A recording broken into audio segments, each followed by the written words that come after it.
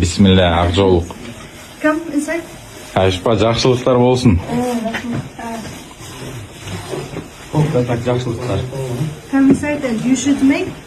Lucy, you should make. Come here. Here.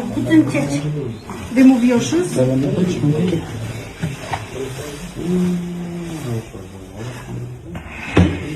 Шляпаны неге алып қойыңыз?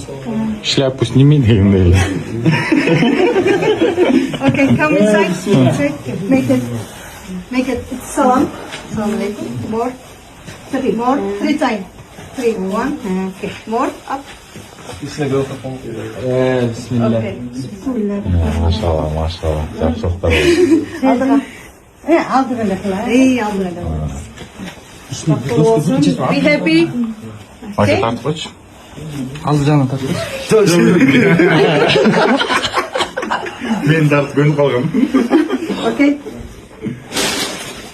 Gel. Bismillah görüşürüz. Say bismillah.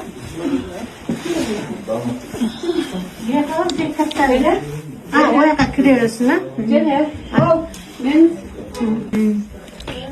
Karibu. Karibu.